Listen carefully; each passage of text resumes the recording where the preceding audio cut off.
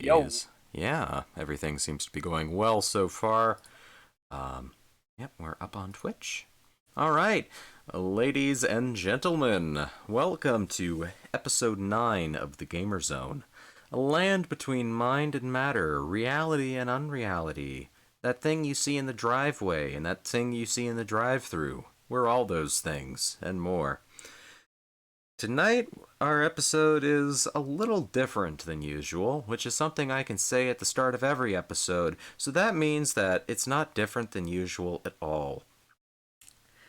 But no, tonight I went into this show preparing fully just to talk about this nice little opening as I talk about, a coronavirus, novel coronavirus, COVID-19, whichever name you prefer to use. And then I realized at the last minute, as I had prepared this spooky, fear-inducing Gamer Zone branding just to scare everyone into staying at home, that it's also St. Patrick's Day. So now I have to talk about a different type of corona. Now the problem with all of this is that I just so happened to figure all this out on the night where we don't have anyone on the show that actually drinks. So, big wide round of applause for our scheduling. I appreciate you all and your schedules. Tell your boss you're taking a vacation day because you have real gamer stuff to do. He'll understand. But no, it's going to be a fun show tonight, folks. We just so happen to be talking about games that we've played for long times, that we got memories of, games we'd recommend that you could play for a long time, games that we've played while sick, because we got to be topical, we got to be hashtag relevant, or games that we've played while, a little tipsy. I'm just a little tipsy, And if you're an overachiever, we are also going to be talking about games that we've played while all of the above. And we're inviting you, the listener, while we're live, to hop on in. So this is just your regular reminder. You can join our Discord channel by going to that link in our Twitch description, and then hop on the show by sitting in the random caller section. Alright, so let's introduce our crew for the night. We just so happen to have Jordan. Yo. Brianna. Hi. Lauren. Hi. And maybe at some point tonight also Ming. We'll see. So, how y'all doing tonight? Everybody doing good? Yeah. Doing good. You guys don't happen to have corona or coronavirus, do you? Not that I'm aware of, no. Okay. Yeah, not yet. Alright. Lauren, the jury is out. About what? If you have either corona or coronavirus. Doctor said... See, so based off of my symptoms that I told them, they're just like, we're just gonna have you do a telephone appointment, and then the doctor said it's probably just like a cold or the flu, and I should just come back if it gets worse. So, as far as I know, I don't have... Okay. We're still going to say, for marketing purposes, that Lauren has coronavirus, so this is the first episode of the Gamer Zone. Hi, I'm gonna electronically infect you all. Yeah, so we all have coronavirus now. This is the very first episode of the Gamer Zone where we all have coronavirus. Massive round of applause. What if you're immune, though? You're not. There is no vaccine, therefore you sure? cannot be immune to it. You're not. I mean, there's human You never trials. know. You could just not get it. Well, listen, Jordan. For the purpose of making my marketing accurate and correct, we are all, as the episode title says, down with the sickness. Just want you to know that, Jordan. I'm not down for the sickness. Well, you don't have to be down for it. You're down with it, man. Nah, I'm good. All right. Well, in that case, how about we talk about some video games? We're talking about games we've played for a long time, not a short time. So as we're practicing proper social distancing and sitting here at home alone or with friends and family, probably just family, and, not getting them sick, what games are we playing right now to start off with? Anybody have any entries? I mean, right now, I've been playing a lot of Red Dead Redemption 2 today. I've gotten into the Moonshiners DLC Hmm. for online. Basically, you just go and you do a lot of missions about like getting your moonshine stuff. I'm just kind of the beginning. Okay. Starting off, all I've really done is I've delivered like one shipment of moonshine. I've like destroyed competitors' shines, and then they had us. Let's see. And then I had to go rescue one of the moonshine's like main character. I had to rescue Okay. like their nephew. Okay. I'm curious. Um, It's just DLC for only the online, or is it like an yes. update or? Well, okay, it's not like paid DLC. It's an update. It's Okay. the Okay. Moonshiners update. That's what it's considered. And I've seen you playing a lot of Red Dead lately, and it's like, is that all online? Have you touched the campaign at Yeah. all? Personally, no, I haven't touched campaign, but the campaign is amazing. It's just I know if I start the campaign, that's probably all I'm going to play for a while because it's a really good story that you can easily sink into Hmm. and not realize how much time has passed. Gotcha. Gotcha. I heard from my girlfriend that the high honor ending for the story makes you want to cry like a little bit. Well, effectively, there's technically two high honor endings because Hmm. there's a high honor version of both choices, and then there's a low honor version of both choices. So, Hmm. Well, But that's still, either interesting. way, I just heard the high honor ending makes you fucking cry like a motherfucker. well, effectively, either one kind of does. It really just Hmm. because it's Interesting. ultimately basically the same situation happened. I Okay. Yeah, I also sunk a lot of time into Red Dead, but I didn't play the story. I got it Okay. because like my girlfriend got it for me because like she wanted to play the online with me. So I Hmm. spent most of my time just running around hunting. Now I want to ask you guys, both you Jordan and you Lauren, um, you're quarantined, isolation. Are you playing Red Dead Online or is it another video game? Red Dead What? Online Or another video game? or I mean, I could play. See, the thing about me is I swap between games a lot. Hmm. It really just depends on what I'm in the mood in. Right, I just really felt like playing Red Dead today.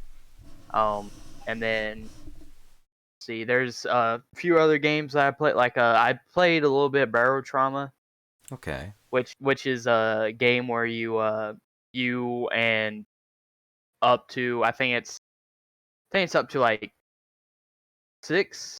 No, it's more than six. I think it's up to 11 people actually. Yeah, Uh, Barotrauma has like the potential to bring in a lot of people.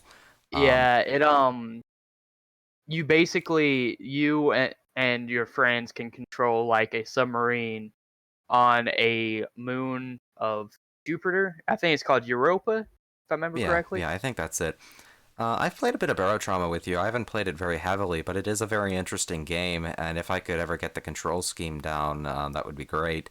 Um, I think the best thing to compare it to would be it's a side-scrolling Space Station 13 on a submarine, and there's a lot of potential for a lot of fun there. It's not Yeah. as freewheeling wacky as Space Station 13 can get, but I mean, just give it enough time with mods, and I'm sure that's a thing you can do. Um, They I'd be do very. have the clown. Oh, that is true. They do have the clown, but but even with the Space Station 13 comparison, this is still very obviously its own game. It's particularly interesting. It's got a Lovecraftian feel to it, but without the racism. Yeah. Which recently they had an update that they basically like reworked a lot of their menus and stuff like that. So a lot of the menus look better. Hmm. A lot of they fixed a lot of the AI and stuff. A lot of the interfaces, they're better now. Hmm. So like whenever I was playing, it seemed to work pretty well. Specifically since I mainly play captain, Hmm. I noticed controlling the ship seemed a little bit better. Hmm. Um, there's just still a handful of things that I'm not sure if there's a way to do this or not. Like if whenever you do directional ping, I don't know if there's a way to just hit a button to swap between active ping and then passive ping. That way, I don't have to move the cursor away from the bottom right where I'm directing the angle that I want to be at to turn on the ping for a second, turn it back off. It's kind of like a minor complaint that I have. So, Yeah, I mean, but there's always little things you can fix with quality of life updates, but at the same time, I am a very big fan of, and this is a very specific genre, of which there are 2 or 3 games, but it's multiplayer, team-based vehicle control. And the yeah, more options I have for that, the better. And I like that stuff about Barotrauma. Sea of Thieves did not have an extreme amount of ship control options when I played it, but it was simplified enough that somebody could pick up and play it. It's a lot of fun. I have been meaning to get back into it for the Yeah, past, I don't know, you forever. said you would do a galleon like ages. Yeah, it's been a while. Just forgive me, please. Don't hurt me. That's all I'm asking. too late, man. I'm gonna Oh, cough on you, Andy. oh no. See, Anyhow, that's the real um, scary thing. But yeah, let's see. I know. Let's see. I know there's. Could sworn, isn't there like a game where I know there's a game I saw where you and I think it's like 2 other people control a tank. a tank? I haven't heard of that one. I've heard of there's an early access game on Steam that is a similar concept to Sea of Thieves except with a spaceship.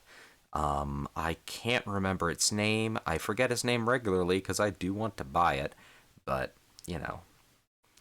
Um, but haven't heard of a haven't heard of a tank one or anything like that. Um, hmm. So I'd have to look it up. I'll tell you okay, about it if I okay, find it. yeah, we can do that research later. Now, I think as we get through this first segment of the show, I do want to bring in our first caller of the night while he still has some time. On the count of 3, 2, 1. Dylan, you're on the Gamer Zone, and you're here to talk about. And you just Hello, happen, Dylan. Hello. yeah, you just so happen to be here to talk about a game that I know you have quite a bit of time with here tonight, Dylan. Dylan, how do you feel about Dark Souls? Well, you want to get real technical with it. Dark Souls 1, I don't really care about. But Dark Souls 3, that's where it's at. Now, I want to get a show of hands in chat for every single person Dylan has just seriously offended. Dark Souls 1's pretty great. Like, it's the one that started it off. I have no issues with that. Dark Souls 2, that's the issue. Dark Souls 3, that's the one I really preferred. Just I don't know if Dark Souls 3 is a lot more beginner friendly, and it's also a lot more. I don't know. It's Fleshed more. out. It was more robust. You can do a lot more with it compared Lot to more Dark fleshed Souls out. 1, where you know, like you can do a lot with it, but I don't know. To me, I'm a much bigger fan of Dark Souls 3 than I am Dark Souls 1 or 2. Yeah, it's fair enough because all the new mechanics and stuff like that that they added in. It's uh plus the fact that it has some pretty good graphics. Compared to the other two. Well, I'm also a big fan of PvP, and Dark Souls 3 actually like try to introduce a big PvP mechanic. Yeah. Like they added like the arenas and stuff where you can fight each other, do like one-on-ones and stuff like that. I mean, I don't know. It's just Dark Souls 3 is just like after playing it, like I don't know. I feel like if I ever wanted to play another Dark Souls, it will always be Dark Souls 3. I wouldn't try to do Dark Souls 1 or Dark Souls 2 or anything like that. I would just much prefer to just keep playing Dark Souls 3. Um, there's a lot of mods out for it. There's a new one that well, it's not really new. It's relatively old, but it's gotten a new update to it called the Cinders mod, which basically adds like I don't know, like 10 new classes, adds a bunch of spells, a bunch of effects. It makes the game literally like a new game. So it's like replaying Dark Souls, but it's like got a whole new storyline.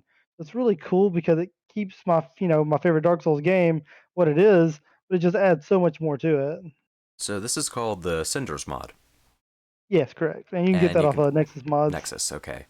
That's what I had assumed. Yeah. And so I want to ask then. So how much time do you think you've put into Dark Souls as a Oh, series? as a series? Oh, well, Dark Souls 3, I've put probably around probably 900 hours. Oh, Um, Dark Souls 1, I've put probably, I don't know, maybe 100 hours. In Dark Souls 2, I've probably put like, I don't know, like 27. like 20, yeah, like maybe a day, like maybe 24, More, like more, just more enough than basically to likely, beat the game, and that's really about it. Like I just really didn't enjoy the game. you didn't even beat the game. No, We I got like finished it. did Me and you started it, and I eventually finished it myself. Yeah. okay then you actually would have more time than me because I haven't finished it on PC. I finished it on console though. Well, then if you have around 27, then I'll probably have around like 38. Yeah. So But I don't know. Good though. Like Dark Souls is a great series. It's it's funny because the whole saying like, oh, if you want to play a hard game, play Dark Souls. It's funny because Dark Souls isn't actually like like nowadays, like if someone was to pick up Dark Souls, it's not a hard game. It's just back in the time when it first came out, there was no other games like it, so everybody thought it was just like one of the most challenging games ever.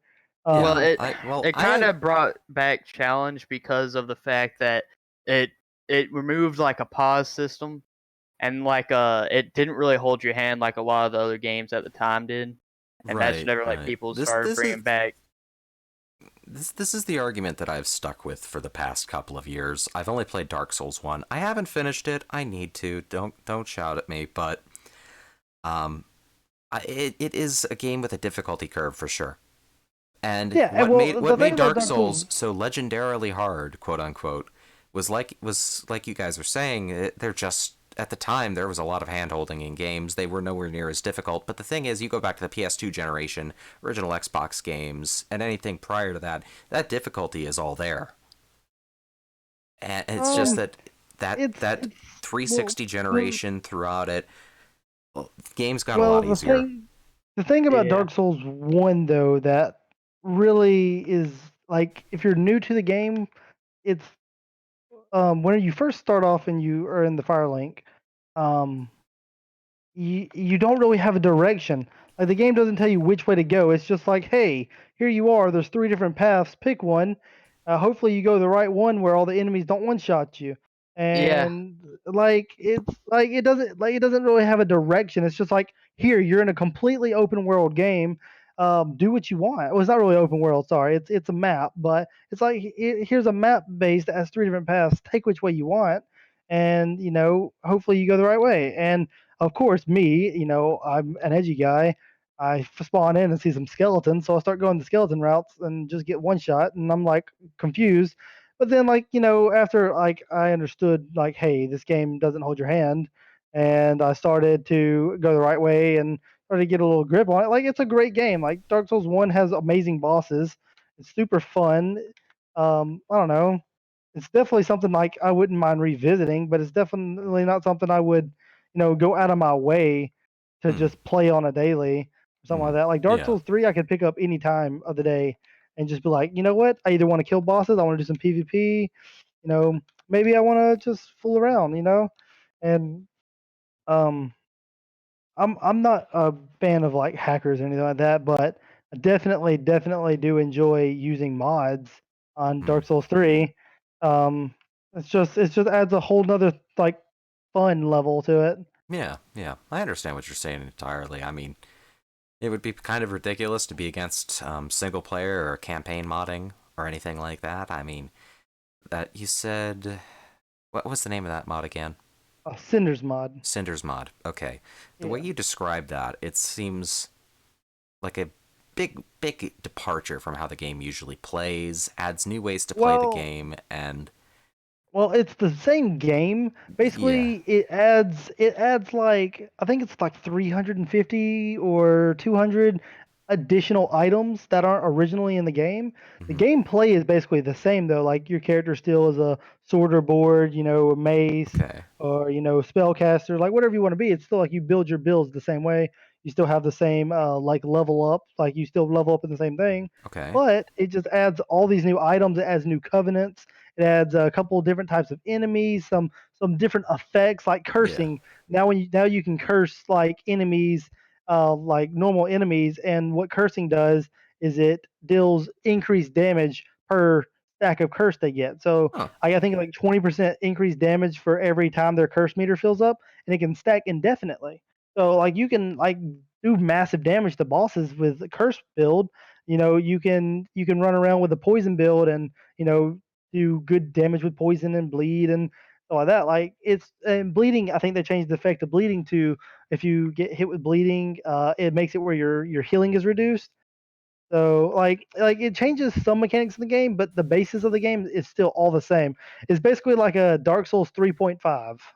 Okay. Yeah. As you describe more and more that, it sounds more like a fan-made expansion pack, which is something I am all for. Exactly. Exactly. It's kind of like how Fallout 4 had like the Bay Harbor and stuff like that. It's kind of Yeah. like those things where like it adds a whole new thing, like a whole new part of the game. Like it's still the same game, it just adds so much more. And I don't know, it's very enjoyable. It sounds like something fun. There's a couple games that as I think over and think about how I feel about them that I wish would get that treatment, but that's a subject for either another day or later in the show. So,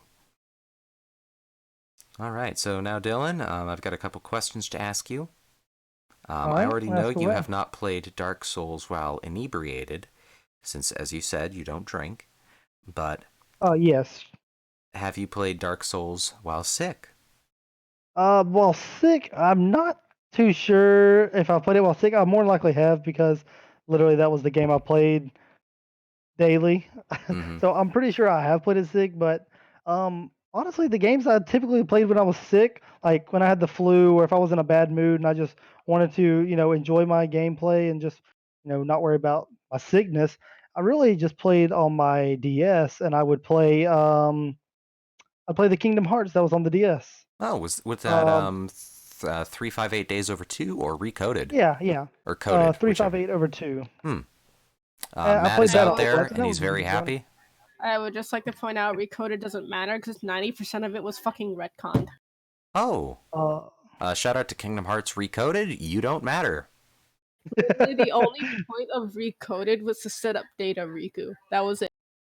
yeah, yeah. Um I mean, other than that game though, I played some like Mario and some like Crash. Crash was a big game when I was On the younger and I was DS? sick.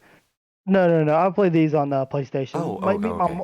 My grandma is actually the one who got me into video games. Hmm. Um, and we would play Legend of Spyro, Final Fantasy IX, The Legend of Dragoon. We played all these games together. She even played the first Kingdom Hearts. That's what got me into Kingdom Hearts. Oh, wow. But whenever I was sick, like like we would just sit around and play Crash and we would play Mario. And that's really where the games like because whenever I was sick and I was younger, my mom had work, and so my grandma would watch me and my brother. So so she was always letting us play her games and stuff. And I've always enjoyed it. Funny story, real fast, if you don't mind. Oh, sure. My my grandmother, uh, she had the Legend of Dragoon. I'm not too sure if you know what that is. I know it. Um, That was the game that I know that at one point in time there was plans to bring back that franchise at least a little because I remember there was this big debacle over Dart is the protagonist, correct? Or at least his default it's name. been so long since I played Okay. that game. Okay. Well, I think I'm remembering it correct that there was files found in an update for PlayStation All Stars Battle Royale or concept art found somewhere or a 3D model found somewhere. I remember there being a model, but regardless, there was plans to bring Dart from Legend of Dragoon over to PlayStation All Stars Battle Royale, and wow, it Nice. has been like 7 years since that happened and got completely shut down. I don't um, remember if the reason was related to that game's sales completely or Legend of Dragoon itself, but I remember there just being this uproar because every single person at that time who was using Twitter and had played or heard of Legend of Dragoon was ready to give their opinion on Legend of Dragoon. And that's my memories of Legend of Dragoon. um, well, funny thing is, growing up, my grandma and I loved this game so much. It was Mm. a great game. Um, and we played it so much. And I went over to my grandma's house probably like 5 years ago, 6 years ago, and I was like, "Grandma, do you still have that game Legend of Dragoon?" And we went back there and we talked about it. We were just laughing about it, us growing up and playing it and stuff. And we looked around for it and we couldn't find it. Um, and I was like, man, that really sucks. That would be a good game to play. And she was like, yeah, it was probably one of my favorite games. Kind of sucks I don't have it, but Mm-hmm. it was, I love that game and I would like to maybe sit down and play it, if I ever find it or something like that. And so a couple years ago, I think 2 years ago, I bought a copy of it, almost perfect copy of it offline, and I gave it to my grandmother for Christmas. And funny thing is, my grandma has played that game a lot since then. My grandmother is 78 this year, Wow. and she plays like Legend of Dragoon, Jack and Dexter, Oh Kingdom man. Hearts. She plays all these games. Like it's amazing. My grandmother is the reason I'm in the video games, and I love that. That, I all of my lines I was gonna say kind of went out the window, and I got this big smile on my face right now. So that's perhaps the most sweet and touching story we have ever had on this show. So But your grandma's cool. Let her know that there's a podcast out there she shouldn't listen to that has people saying that. my grandmother's amazing. Jordan, you've met my grandmother, haven't you? Huge chance I have. It might not have been for long. I Yeah, it think might it. not have been for long, but I'm almost positive you have. How much we've hung out, Yeah. but. But yeah, my grandma, she's a big sweetheart. She loves everybody, and she'll talk your ears off if you want to talk about Spyro and Jack and Dexter. She'll talk your ears off. Spyro is her favorite game. She has every game of Spyro that's ever came out. Has she played the remaster? Yeah, like that's what I'm saying. Like she has Oh every game that's come out. She played the remaster. Like my grandma played all of that. man, that's great. So Dylan, before we let you go and let you get back to your regular sleep schedule, I got a question for you real quick. All right. Well, while our viewers are out here practicing proper social distancing and staying the hell away from each other, do you have any games that you'd recommend that they play and could spend a good deal of time in? Well, one, if you know, I love this game, but just because of how much time I've put into it. But League of Legends, the free to play game, if you're not into MOBAs, then I don't even suggest it. But Dark Souls, maybe Destiny 2 is free to play. That's actually what I'm playing right now as I'm talking to Hmm. you. Like Warframe's free to play, and it's a really good game. It's a lot of grinding if you're into that. Um, I mean, there's a lot. I mean, if you got an older PlayStation or anything like that, definitely you should pick up, you know, Crash, pick up Legend of Dragoon if you can. You can find a copy of it online for not that expensive. I got mine for $16, so Oh, that's not Final Fantasy bad. 9's a great one. So yeah, I mean, it's not bad. So you can there's a lot out there, and the older games are usually the better games, honestly, in my opinion. The older ones where you had 4 discs, you could spend you can spend months playing those games and Hmm. never get 100%, and that's something I really enjoyed about it.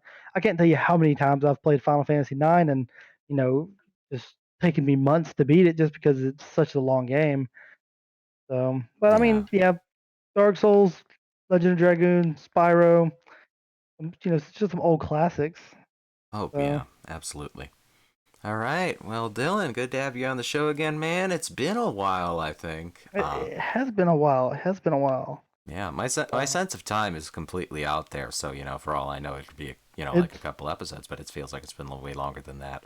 oh no, it's been probably like a month and a half since I've been on the Yeah. show. It's been a while. It's been a Yeah, it's been a while. long time. I think you were on like what? The last time I was on the show, Jordan wasn't even a host yet. Yeah, so it, Yeah. it has been a while. That means it's been Yeah, a really long time since you've gotten a chance to plug your Snapchat. you're right. Snapchat Parfait 98 hit me. And he's dead. I Yeah. see. Dylan, if you can hear me, if you're listening out there, you have a good night, brother. All right. Love you, bro. So, as Good we night. continue our discussion of video games you can play for a long time, or any time, or sometime, Dylan brought up a couple of games there that I know Lauren wants to talk about. A couple of games like, I don't know. League of Legends. No. Absolutely not. Uh, Could it be Warframe? I touched that cesspool once and I'm never going back. Oh, I'm so sorry for I see how it is. you. Feels bad. But yes, Warframe I played a lot when I first got my Xbox One because it was like the only game I had on my Xbox One for a while, and I enjoy it a lot. It's a lot of fun because, yes, it's super grindy, and some of the grinding is a little boring, but most of the grinding to me is fun somehow. And I've spent a lot of time farming for like all the new Prime Warframes, some Warf, some. It's just I like Warframe a lot, and just it really annoys me when people call it a fucking pay to win game. It's more like pay for convenience. uh, I don't know. The definition of pay to win has never been anything set in stone, of course. I And mean, it's for Warframe, you buy something because you know you don't have Is the there patience to PvP in grind for it. Warframe? There is, but it sucks ass. Don't touch. in that Okay, case, but I probably wouldn't effect- consider it pay to win.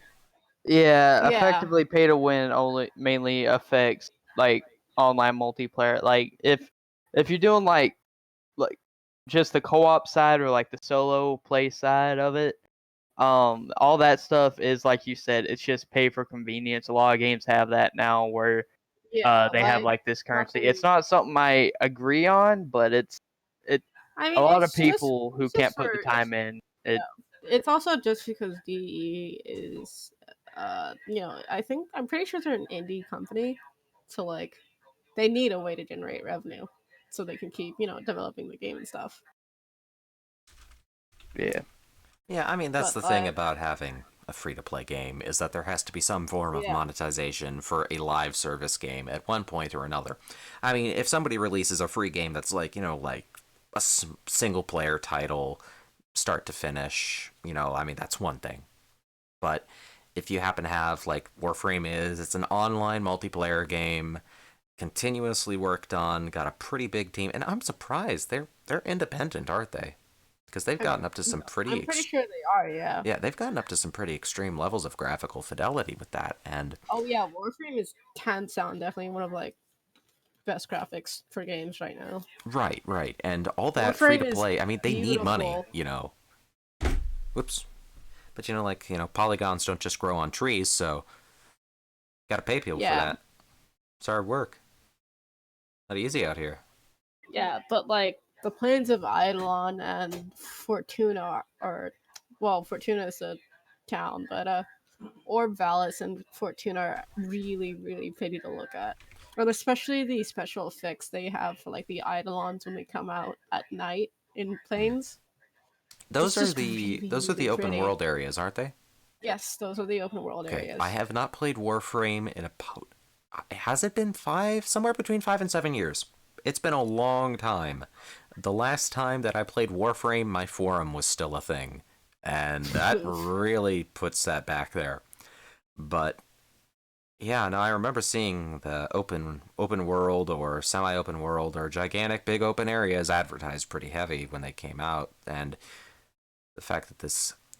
Oh, I want to just take a moment to say, yeah, Dylan did confirm that mod is called Cinder's mod. But anyways, um, yeah, the fact they have an advertising budget, even that's a pretty big testament to their success. That they launched this Yeah, online yeah. independent game, The and it takes off and off and off and off, and it just. like the only thing I really don't like about Warframe is the veteran community is incredibly entitled. I will say that about the community for every single online game. Like they Yeah, veterans. were, yeah, because I remember It's All, which is an Arcling, which you throw on to fly around in space or underwater, or to move fast to navigate like the open world areas faster. So what they did, It's All used to have a blink that would allow you to zip across the entire map in like 2 seconds. Hmm. so it's all tended to be way overused. So what DE wanted, because they wanted to see, they wanted to see other people, people to use the other Arcwings. So what they did was they replaced the blink on its all with a different ability. I don't remember what it is. I haven't used its all in ages because I picked up Amesha, which is like the support Arcwing. Hmm. So they took it off of its all, and then they gave every single Arcwing blink with a cooldown. But to make up for that cooldown, they doubled the distance, and people were complaining about that. Huh.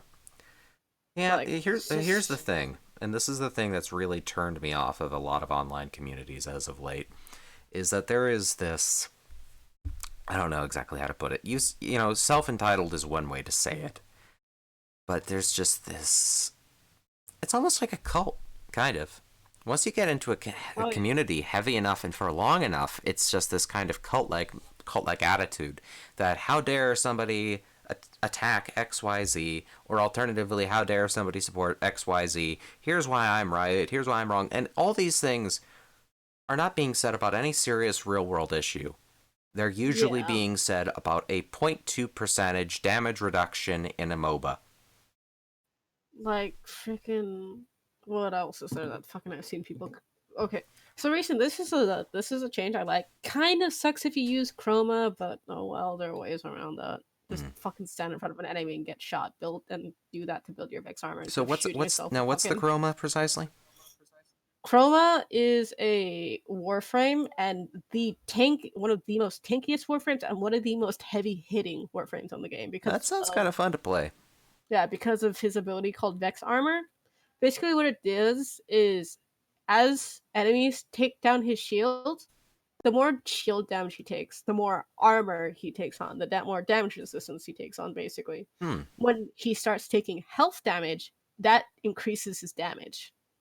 Okay, that's interesting. So, like, he's very popular for Eidolon hunting. Although he might not be anymore because of this change they made. Because this I'm happy about, because there are other warframes that can take Chroma's place in a Eidolon hunt, like Volt. But what they did was they took out self damage, which I'm very happy about, because there's a lot of weapons I really liked using that were super fun, but I just couldn't use because I accidentally shoot myself in the foot and kill myself immediately. Because that's something that has always been like a detriment to me for like super fun weapons in video games, when it's like, okay, it depends on the weapon. There's certain ones where it's like, just aim, you'll be okay. But other ones are like, okay, I cannot use this in an enclosed area because I'm going to kill myself, and that's usually in games with a lot of enclosed areas. Like, so they removed self-damage. People were complaining about it. They were saying it's hand-holding, you're not caring about the veterans at all, blah blah blah blah blah. It's just, Lauren, I'd like to tell you aspect of difficulty of it's just really, I hate Lauren, I'd like to tell you my new favorite response to things like that, and I would like to attribute this right now to Jason on Twitter at Envinyon. That's ENVINYON, if memory serves. Who cares? Just pick up a football. That's it. I mean, that's when you the put response. it like that, you right. Yeah. Exactly. Just pick up a football. It's that easy. Yeah, but basically what Digital Extremes has been trying to do, because they know that their game isn't very new player friendly. Like, when I got into the game, I only got into it because I was playing with two or three other veterans who had played the game a long time already. And if had it not been for them, I really doubt I would have gotten into the game. Yeah, I mean, when I started years and years ago, I didn't get in heavy, but I think it was just that Dean and I were playing for a bit, and then I think we had maybe Brad joined it for a bit, but regardless, like, none of us got heavy into it. Yeah, like, it's a super steep learning curve for new players. And DE understands that. It did take them a really long time to adjust that, but what they're doing is they're trying to cater more to the new players. Because, they gotta bring new players in to keep making money and all that stuff. Right. And I'm really glad they're doing that, because, more people, because I personally like helping. I personally like helping people out in that game. It's really fun because I have all these like broken ass frames that I can bring in that they just never die. Hmm. I can keep them alive. Huh. Well, that's a pretty interesting little talk about Warframe there. I am interested in maybe picking it back up eventually, though I'm not sure I will, just due to the fact that my backlog is, larger than Mount Everest. But I do want to I know that ask, feeling. Yeah. I do want to ask Lauren.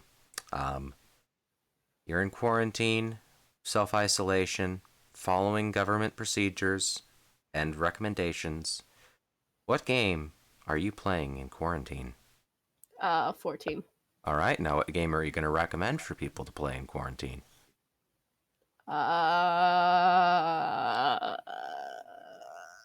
don't know. You're not gonna recommend Final Fantasy 14 and your I would. 1,000 hours of gameplay. Yeah, I only started playing in August. I don't have a life. So what you're saying is, don't go down the same dark road. Listen, I recommend you play the game, but don't try your damnedest to not get as sucked in as I did, because you will never know freedom ever again. All right, you will never know freedom ever again. That is Lauren's ringing endorsement for Final Fantasy 14 Online, the video game from Square Enix. I want to give a shout out to Square Enix right now. I don't have one. The game is free up to the level 35, so go give it a try. Or don't. Do it. It could happen to you too. Listen, I have a problem. I know I have a problem. I logged like 83 hours in the last 2 weeks. Lauren, welcome to Alcoholics Anonymous. I thought that was Scott's thing. Well, this is the St. Patrick's Day episode. We're all alcoholics today, except some of us are addicted to a different kind of drink, and it's called an MMO. Some of us are underage. Okay. Also, okay. I mean, Mountain Dew, kind of my thing. Hmm. I know. 14's a lot of fun. I'm gonna say it. Fuck WoW 14's better. I'm going to agree. Now, as we say that, Also, at least Square can fucking write women and not just toss aside their trauma. all right. How do I recover from all this? Jordan. I could talk So- shit about WoW all day. Brianna. What's up? Okay, so Brianna, video games. What are video games you've played for a long time, while sick, or while a little tipsy, Well, I mean, Minecraft for one. I've played that a lot. Like, I owned it on my Xbox. Hmm. I owned it on my phone for a while, and then I have it on my computer now. So I played that for a long time. I played it while I was sick a lot of times. Do you have any, So- particular memories or anything of it? Mainly playing with my because, You're cutting out. I mean, playing with my brother. We would, it was split screen on the yeah. TV. That's a good way to play. I've gotten a lot of time in split screen games. It was maybe going on 4 years ago now, when I first started working with MS Power User. One of the first things that I bought was I got an original Xbox, a copy of Halo 1, Halo 2, Mech Assault, and 2 controllers. And my little brother and I had so much fun with Halo split screen. It's funny to me thinking it over.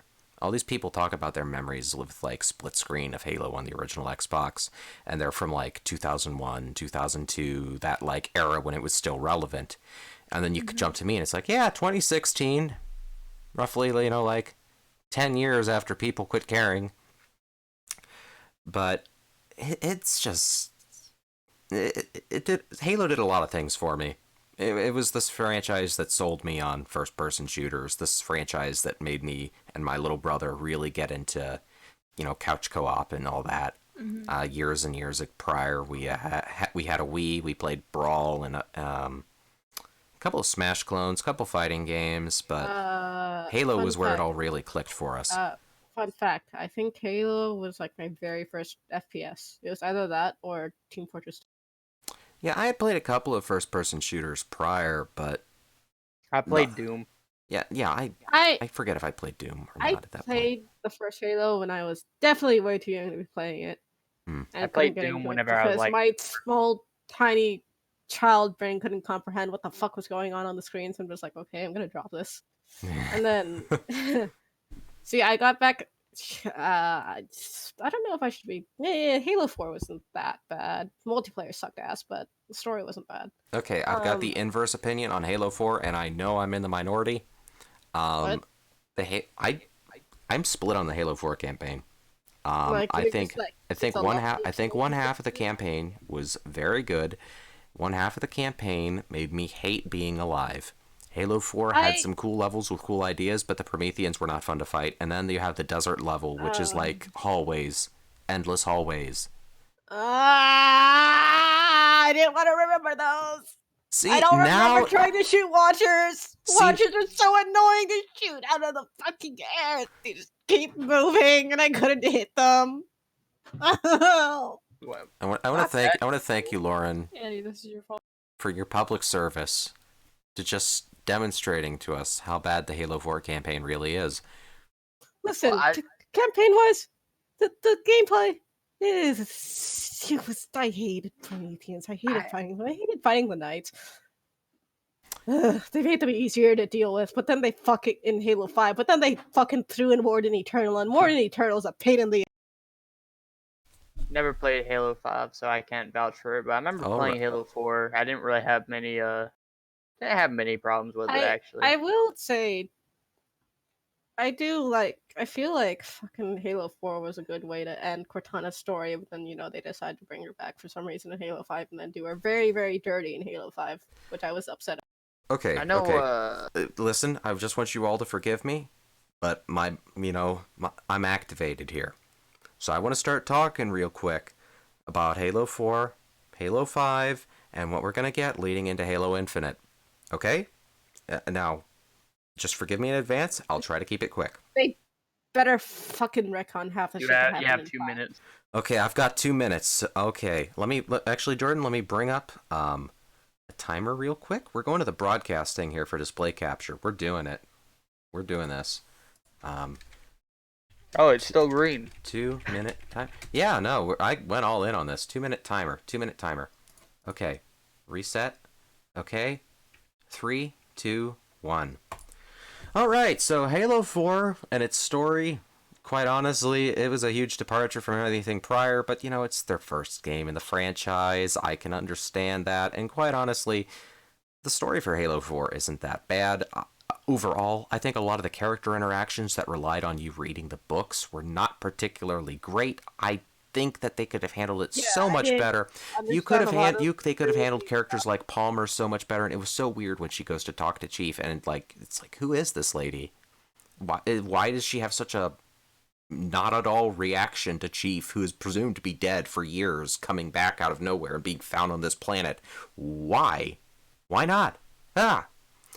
The gameplay for Halo 4 was pretty fun. The multiplayer I thought was super speedy, and I liked that. It wasn't Halo, but it was a fun first-person shooter. As for Halo 5, this is where the stuff begins.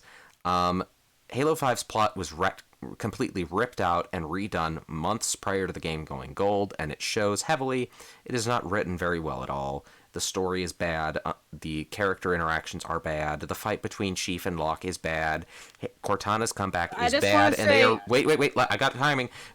Cortana's coming back is bad, and they are retconning it with a bunch of media. There was a Halo loot crate that had information in it that seemed as if the Cortana in Halo 5 was actually a Cortana fragment from when she split up at the end of Halo 4 to fight the Didact, and the angle they're going with is that there's probably multiple Cortana fragments out there, all of them probably going rampant. It's bad. Like, the situation for the galaxy is bad. But, like, in Halo Infinite, we got a book coming out in September that's probably going to lead into more of this. The fan theory right now is that the evil Cortana is not the actual Cortana, just a fragment of her rampant imagination. 7, 6, 5, 4, 3, 2, 1. I did it. But Okay, but I thought being in the domain, or what was it called again? Something. I think it was called the domain. I thought being in the domain was supposed to like cure rampancy, which is why. Well, I guess it didn't necessarily cure that particular fragment going absolutely fucking nuts and having a god complex.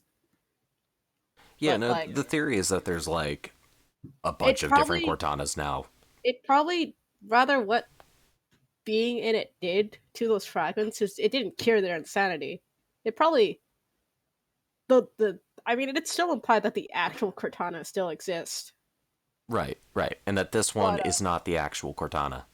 I mean because I think there was a hidden audio clip in that was found in Infinite's trailer. It Yeah. like that was a QR code and it was basically Cortana saying uh something about how like this is like that this is somehow her. She doesn't understand how, but it's her. Right, right. I remember that. Yeah, yeah, I'm interested to find out what they're So going to I'm do with Halo Infinite. assuming Yeah, so I'm assuming that Cortana that we hear in that audio clip is the actual Cortana. That's my train of thought as well. And I think it Although, is, I just want to say though, I think that if they go with this and this is actually what they're doing, then this is the best possible way to just write Halo 5 out of existence. oh yeah, for sure. And I am so happy. Gameplay wise, I honestly enjoyed Halo 5 a Oh lot. yeah, no. But Halo 5 story, Halo 5 has a good there's something that could have been written better. Also, fucking Chief would have absolutely murdered Locke. I just want to say that right now. Yeah, I want to say that right now as well. When I said the fight with Locke was bad, I meant it. Chief is a Gen 2 Spartan. He could pick Locke up by his nose, then throw him across the Right. football field, Yeah, I run was to the like, other end of when the I was football watching field, that and fight- punt him back across the other end. When I was watching that fight, I was confused because, like, wait, isn't Locke like a Spartan 5? Shouldn't Chief be able to immediately turn that fucking armor lock thing and just shove it down his chest and run? Yep. Like, It's Locke bad. theoretically, Locke shouldn't have been able to land a single hit on Chief. Yeah, no, basically the Halo 5 fight between Locke and Chief should have gone about the way think of it this way. Okay, this guy is maybe 3 foot tall. He's got he weighs about 70 pounds. And he's going to fight a guy that's 7 feet tall, has been bodybuilding for the past 7 years, and it just like looks like the Hulk. Basically, it's like a well, no one's gonna get this unless they play 14. It's like Lalafell trying to fucking kick a Hrothgar. How about we can put it in general terms too? It's like a tiny little potato man trying to go fight Tony the Tiger. Yeah, that works. That's See? basically the name. Is Tony the Tiger? Is that the cereal mascot? Yeah, that's Tony the Tiger, the cereal mascot. That's also Master Chief. Colton, the answer is no. That is not canon. That was an edit. But like, for anyone listening later, I'm not going to let you know what that question was. You don't get to know what that question was. No. You can look at the chat in the stream if you'd like, but you don't get to know what that question was. What about the people watching on YouTube? They don't get to know what that question was. but like, what else was there? Okay, so how I ended up getting into Halo was Halo 4 was technically the first time I actually properly got into a Halo game. Hmm. So not exactly the best introduction to the series, especially since I'm playing it very, very, very, very out of order. I mean, I think of it this way. From a story perspective, it might not be the best to play first, but I think if you played Halo 4 prior to any of the others, there'd be a lot more about Halo 4 that you can appreciate for it being what it is, as opposed to comparing it to the Bungie games. Like, when I did go back, and because, like, I told my friend, or not my friend, my girlfriend, that, like, you know, I'd never played the other Halo games before. I had only ever really played 4 and Reach. Because I played Reach's campaign at some first. And I guess technically you want to play Reach's campaign first. Because it's chronologically before 1 and it leads straight into 1. But I imagine you get much more out of Reach if you played the other games first. Oh, yeah, no. Halo is a series best experienced in release order. And I do want to note here, we do have another question from Colton. I will read it on the stream this time. I will do my best to sound exactly like him. Oh God. Does a large portion of Master Chief's power come from Master Chief's voluntary celibacy? I hear he calls his Johnson 117 Slayer. The answer to that question, Colton, is absolutely correct. Well, technically it wasn't voluntary. But that is also correct. But at the same time, even if it wasn't voluntary, it would be voluntary. Yeah, I'm gonna be honest. Chief is in love with a computer. Let's be real. Mm-hmm. Yeah, yeah. She said something once to me about being a machine. God, but fucking... yeah, so, I played through the other games hoping I would understand at least a little bit of the Promethean shit that was going on in 4, because I didn't understand jack shit, of course, when I played it the first time. I'm just like, yeah, I'm still confused about the librarian and the didact. What the fuck is going on still? Like, I get the didact for some reason wants to fucking purge humanity or something. I'm so confused. Yeah, that all got, put into comics and books and stuff between the release of Halo Reach and Halo 4. None of it fits with any of the... Well, some of it fits with the previous canon. There's people who know it better than I who could, find all the little intricate reasons as to why it works. But for somebody who just plays the games, which, for the record, you can play Halo 1, Halo 2, Halo 3, Halo Reach, Halo 3 ODST. You can play all of them, and they all make sense. You can even jump into some of those games immediately and get an idea of what's going on, like ODST and Reach, so even if they're best experienced in order. But you don't have to read any external media to get it. You can play Mass Effect 1 and 2 and just play Mass Effect 1 and 2 and get it. And then Mass Effect 3 comes along and screws it all up by... It's a complete confusing jump between 2 and 3, unless I guess apparently some of the 2 DLC does bridge that. But regardless... There's apparently even more to it than that, and a lot of it gets thrown into DLC or books. I doubt the apartment DLC is the one that bridges it. Yeah, no. But it's just you go to Halo 4, Halo 5, the transition between the Bungie games to them, and even between 4 and 5 is just a complete train wreck. Who are these characters? Why do they matter? Why is anything going on? I feel like they could have done the whole split story thing in Halo 5 way better. Oh, they could have done everything in Halo 5 way better. Definitely. Why not just do what they did in Halo 2? Locke's team. Which thing in Halo 2? The thing where it would swap you Master Chief and Arbiter. Yeah. It would swap you between Master Chief and Arbiter. I feel like they should have done that. Well, they did kind of do that, but they didn't do a very good job of actually writing the 2 separate stories and merging them. Well, here's another thing about Halo 5 is that Halo 5 does have 1 or 2 actual good campaign levels. The Swords of San Helios was an actual blast to play through, but the level design is a slog. The enemy design is a slog. And you don't have a good story. The music's surprisingly good, but that's not gonna save it. It's just an all-around train wreck. Yeah, see, one of the main problems I had with it is for some reason they added characters for player 2 through 4 to play as. Yeah. Whereas they didn't really need to. I kind of like that. I can't remember which one I can't remember which one in Blue Team has a sniper rifle, but when I was playing with my girlfriend, I'd fucking make her play Chiefs. Yeah, so I could fucking play Linda because I loved using Linda. I think that the co-op system in Halo 5 would be good on one condition. That you can play single player alone, more or less. That was something that kind of irked me in Reach 2, but the team in Reach was very subdued compared to your teams in Halo 5. It's just, I don't like it. I don't like the downed system in single player. See, the way Halo 3 did it was pretty cool. AI, just the AI. Because, second player played as Arbiter, and then, whenever you go through and all that, you can play single player, and the Arbiter kind of does his own thing. Something that. Yeah, the way Halo 3 handled it was very good, with one exception. That exception being that Arbiter got a flashlight for no reason instead of having his active camo, and I do kind of wish they brought that back. I mean, active camo. You can't. I mean, to be fair, it would be amazing if they did, but they had to make him on par with playing Master Chief. Yeah, But I always I thought know. that in Halo 2, the funniest thing is it's just like, yes, this guy can turn invisible. What does Master Chief get for the same action button?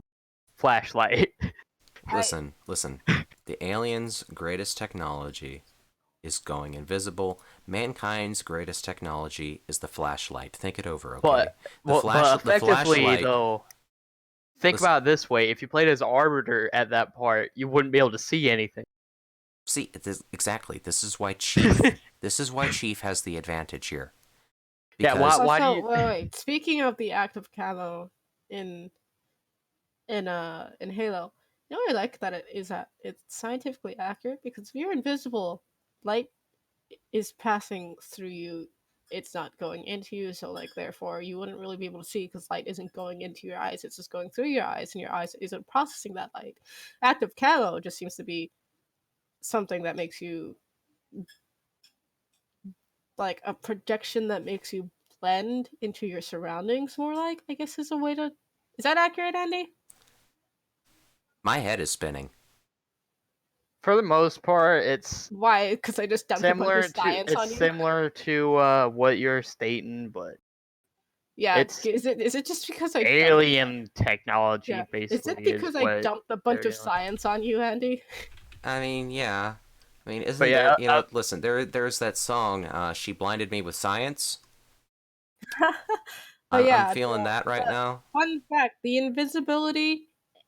It's not true invisibility, but the invisibility in Halo would actually work. You would actually see because light is your eyes is still processing light, so you can see. When you are truly invisible, your eyes is not processing the light, therefore you cannot see shit.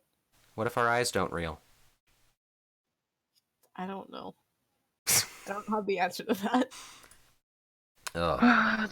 Well, that was a nice Halo talk. But I do want to conclude it with Colton's question here. He asks, "Do you think Her is Master Chief's favorite movie?" Would anyone happen to have the answer to that? I haven't seen that one. no, I he have doesn't no watch idea what movies. that is. Okay. Well, No I'm idea. looking at this. Her is a It's that movie 2013 where American. person fell in love with a phone, I think. Yeah, it says Her is a 2013 American science fiction romantic drama film written, directed, and produced by Spike Jonze.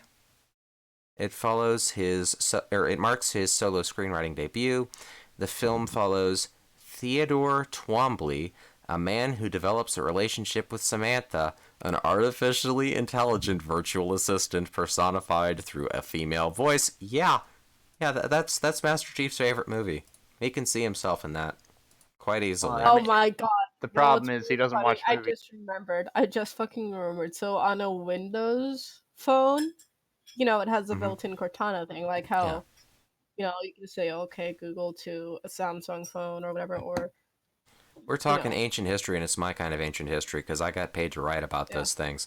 So, yeah. So like you could say, hey Google to your phone, to your like, a Samsung phone. Or anything Lauren, like I want to let that. you know, for every time you say a trigger word like that in this show, anyone listening without headphones with anything like that in the area will have theirs triggered. So, you would say, And "Hey, then- assistant," to your phone, and yeah, and then there's I don't know what it is for fucking Siri or whatever. you don't need to worry about it because we're not saying it on the show. Okay. And then I do know. and I mean, if you're talking about like you could ask Okay, Google. Jordan. Oh. okay, But and what, then, like, are you asking about like how no, Cortana the on Windows Cortana. Phone?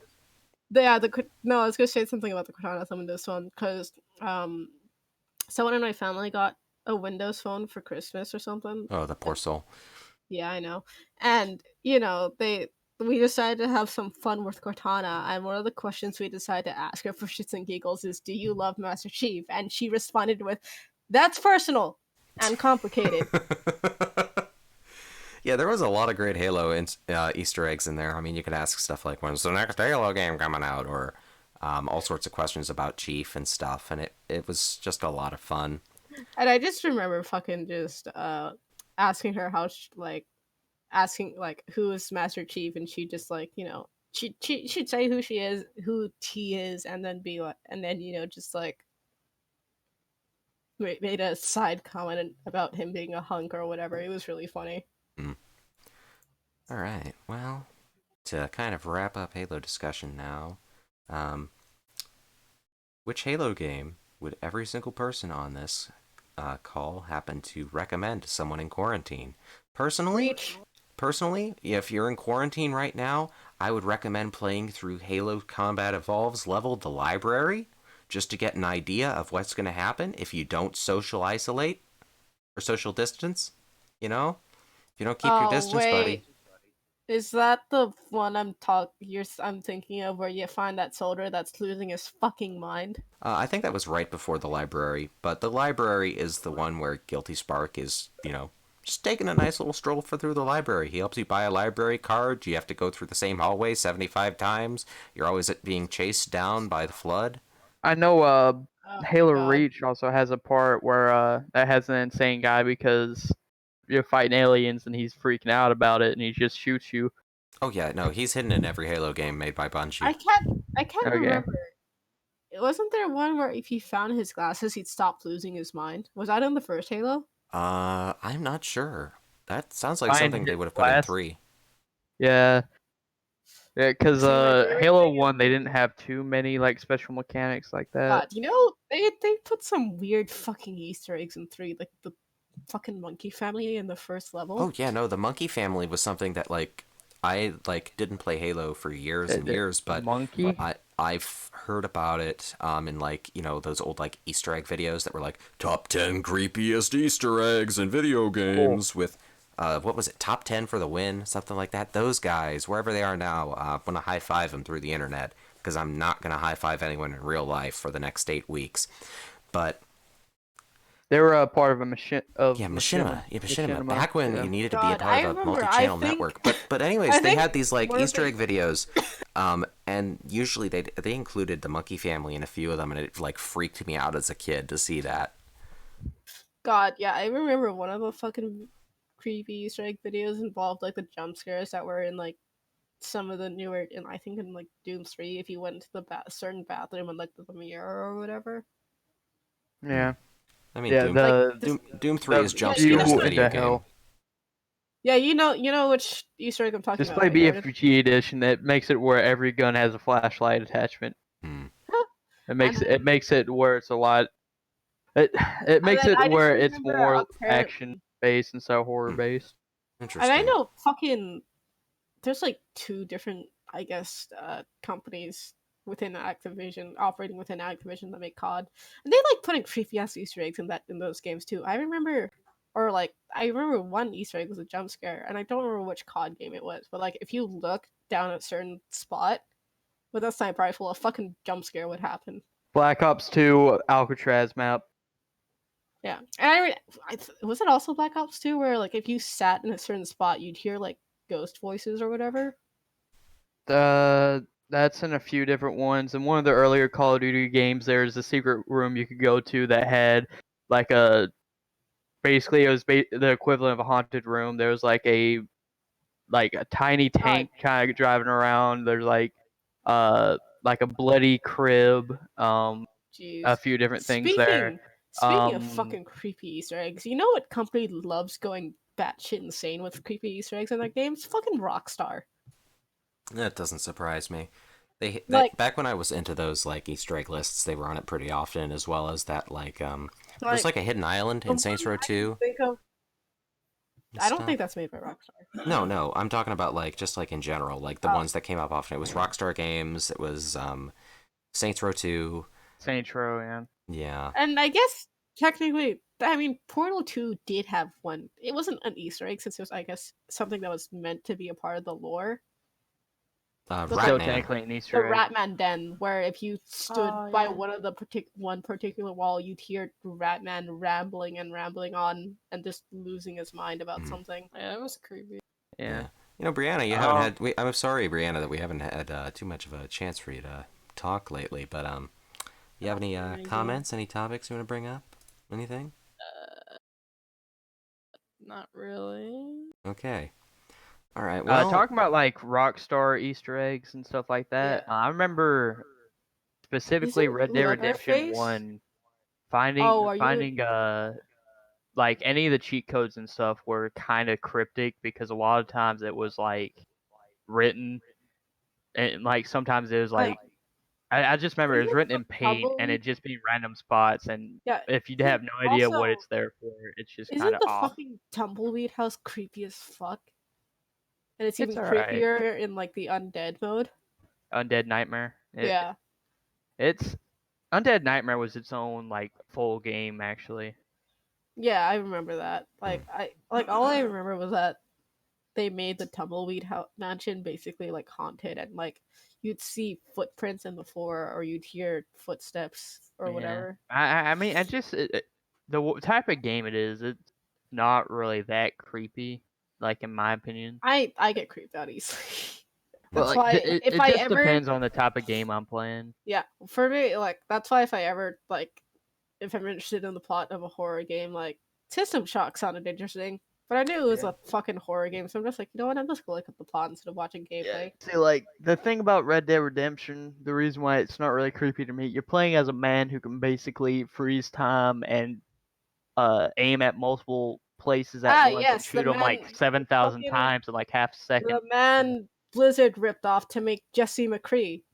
Anyways. no, I mean Jesse McCree was like based off of Clint Eastwood's character in the spaghetti westerns. So Yeah, but effectively, it's just a cowboy. That's yeah, kind and of like what you that's are. a pretty popular archetype. I mean, Clint Eastwood, at The that I, in the Dollars trilogy. I mean, he just more or less defined the quote unquote cowboy archetype that would be seen in so many different forms of media for decades to come. And it's like McCree is just based off of Clint Eastwood. And I have not played Red Dead Redemption, but if you think those two characters are similar, then the character that's the protagonist of Red Dead is likely based off Clint Eastwood as well. The man's a living legend. Yeah, see, the thing is John Marston is entirely his own character. He's a cow. It's like he was a cowboy type thing. Like you could say he could be based off of Clint Eastwood, but it'd be the equivalent of saying any cowboy is based off Clint Eastwood. I get Because you.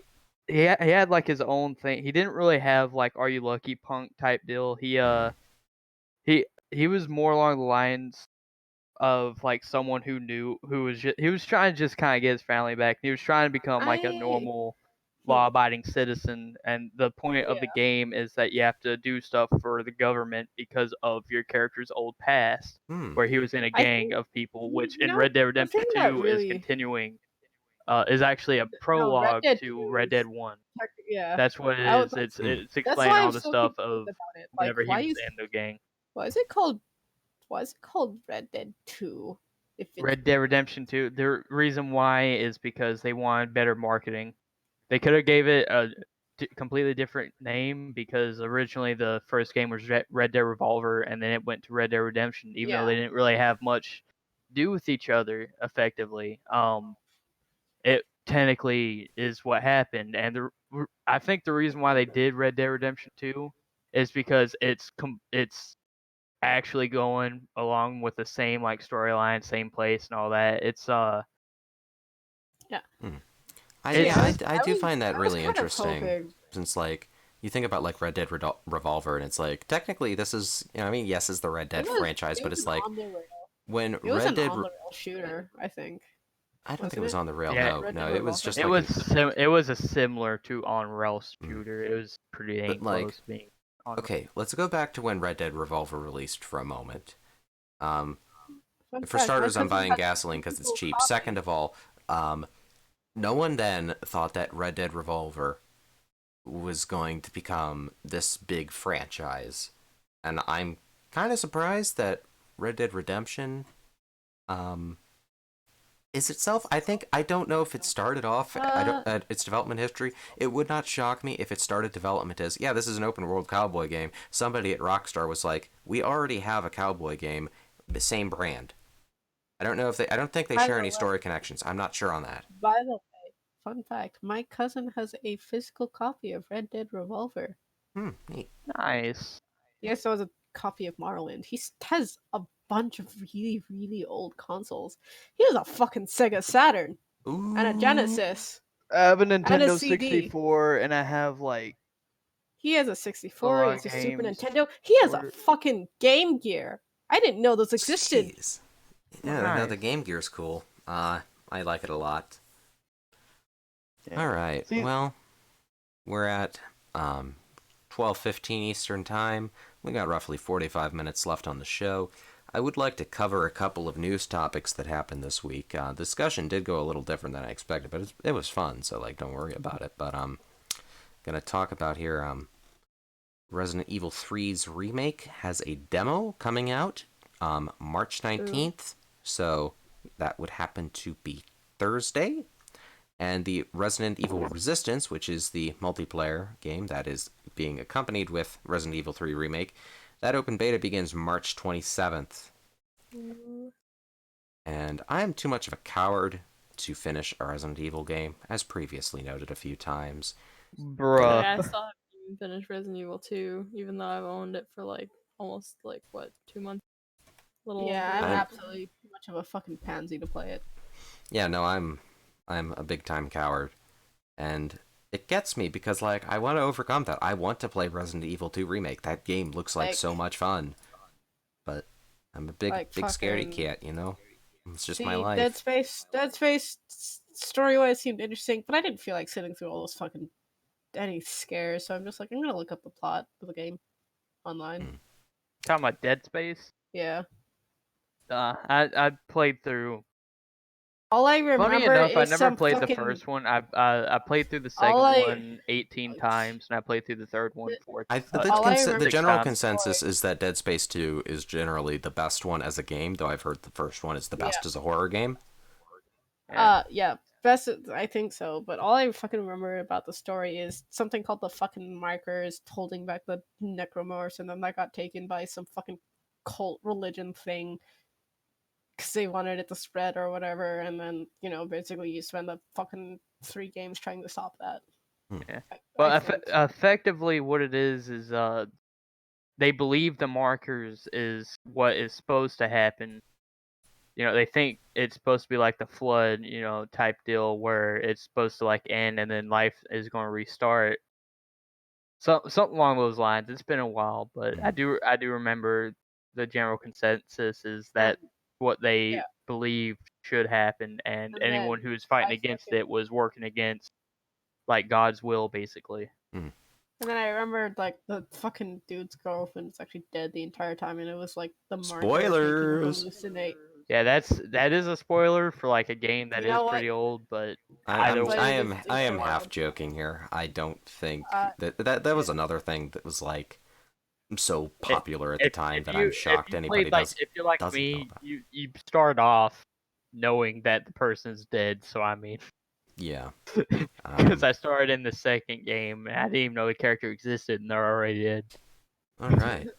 So next on the list of stories I kind of want to get through, and this one I especially want to talk about a bit since this relates to something that we covered last week. Last week we talked about a rumor that was going around saying that why next week there's going to be a Nintendo Indie Game Showcase, and the week after that there's a new Nintendo Direct. Well, Oh. today we just so happen to have Nintendo Indie World, which seems to be the replacement for Nindies. I miss that name. Indie World sounds kind of lame. The logo's kind of lame. But the games shown off were actually really cool. There was an action RPG inspired by Studio Ghibli. And it looks very good. I just like most of the games they showed off there really took my interest. Almost all of them, if not all of them, were timed exclusives for the Switch. It was a good presentation. The thing that really caught me off guard was that they had a Cyanide and Happiness adventure game that looks extremely good. That's shocker number 1. Shocker number 2, it's a timed exclusive for the Switch. Cyanide and Happiness, of all things. At a Nintendo Indie presentation with this big kid-friendly branding. Really caught me off guard. And it looks fun. It seems like it's going to be good. I'm not the world's biggest Cyanide and Happiness fan, yet when they hit, you know? And they are kind of forced to hold back in video game form because the ESRB exists. So they probably won't go too far, which is usually my little gripe with Cyanide and Happiness every now and then. I think they'll go just far enough. But, yeah, no, I'm interested since part 1 of that rumor's confirmed. Part 2 is we have a direct next week. When are they going to announce that? Probably, who knows, maybe Thursday or something? Maybe the day before it happens? Who knows? What are they going to talk about? Who knows? I kind of want to cover that live on this channel if we can, just because it's fun to cover directs and stuff like that live. Usually when Nintendo just has a full dedicated direct that's not for a single game, that's where the fun begins, you know? I want to say the last one. Well, I can't remember when what the last direct was, actually. It's been longer than usual. But no, Nintendo's got a lot of fun stuff to do. I think it was that Xenoblade Definitive was recently rated in South Korea, so I would expect like a release date from that. But aside from that, I don't know. We've still got like no Bayonetta 3 news. Metroid Prime 4 is probably early in redevelopment. Okay, Okami 2's not a thing. They want to make it, but it's not a thing. I want it so bad. Well, listen, I want Overlord 3, and I'm the only person who wants that, so it's not happening, Lauren. They're not making a third Overlord game, Lauren. I played the first Overlord on Wii. That was not the first game, actually. That was a completely unique Wii spin-off. Listen, Okay. At least they've released the Okami ages for ages now. Just It Well? gives me some hope, okay? okay. Alright, well, the next story up on the list is that Phantasy Star Online 2, the Xbox One open beta for Phantasy Star Online 2 started just a couple hours ago. You can download it from the Xbox Store and play now. I'm going to be putting in a lot of time into that game over the next couple days. And when the game releases, there is going to be a Phantasy Star Online 1 Nostalgia Pack that is $30.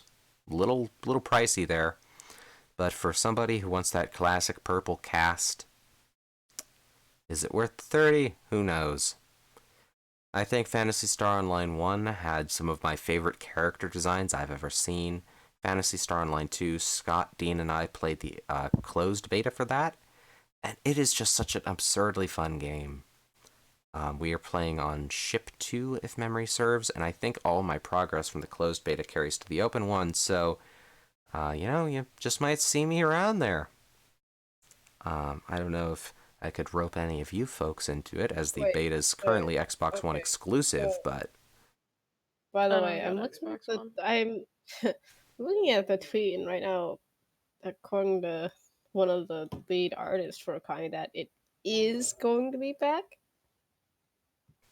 I mean, Kamiya said that it's not happening unless more people speak to Capcom recently, so it's not in development. A bunch of doors. Listen, all the Clover Studio employees are still there working for Platinum now. Just give me Okami too, please. I liked Lauren? Okami then, but it wasn't the sequel I wanted. I want to fucking play as Ami restoring the Celestial Plane. Just give me my Okami too. Lauren, What? this is the second part of our intervention. Lauren, Yeah. there's been 7 podcast episodes, I think, where we've heard of Okami too. Lauren, it's not going to happen for a very long time. Lauren, I know this is the alcoholic and disease episode, but also Lauren, it's okay. Just know, Okami 2? Okami 2 is a disease, apparently. No, it's listen. You gotta stop drinking, okay? Yeah. Once you put the bottle down, your mind will clear. There is no Okami 2. Listen, I gotta keep chugging ginger ale to keep my throat okay. Okay, maybe don't put the bottle down then. All right. Well, this is the last story we've got on the docket. I'm gonna bring this up and I go to have display something I'd like capture here. to talk about for a little bit. All right. Yeah, we'll after cover this, and then Jordan, you can go ham. I'm gonna go over to display capture once more. But according to Jeff Keighley, who does a lot of things, he said, surprise, the Game Festival returns tomorrow to Steam with 40 plus new games you can play at home, which were originally set for GDC. This is the spring edition of the Game Festival. And for those of you who don't know what the Game Festival was, back prior to the Game Awards at the end of last year, which Jeff Keighley also runs, they put out a couple demos of indie games up on Steam for 48 hours to play. It was a really neat little experiment, and I'm glad to see them go in with this more since they had to cancel GDC. But this brings... There's so many things I can say about this. Like, for starters, I'm happy to see this, especially for developers. Like the press release says, largest selection of games from studios who missed out on the chance to demo their games at showcases. But a lot of us did not have the funds or the means to transport out to GDC, Indie Mega Booth, Day of the Devs, the Mix, but you still want to play that demo. The question, literally, why not bring it home, is something that's been in my mind for quite some time. Here it is. Just like that, a simple solution to one of my biggest problems with trade shows. Just being able to bring that demo home. And this is significant, especially because the last time it was like 5 games or something, 40 of them, and over 40 of them. 40 plus. I don't know if they were trying to lock in the final number, but probably not, because it's tomorrow, which is in Eastern Time today. He says, we'll have more editions of the festival throughout the year to connect gamers around the world to content you can play at home. Stay tuned for more details. And we're working hard to make the festival available on more platforms too, so I'd expect some console demos even. And oh, tiny little key art. Not very high resolution. A little disappointed, Jeff. But you can follow that on Twitter at the Game Festival. I'm interested in potentially covering... I'm going to follow that just to stay in touch, but I'm interested in potentially covering some of those games on the show, maybe, depending on how my schedule works out. And I'm interested in just seeing the variety here. I'm excited to see more of this.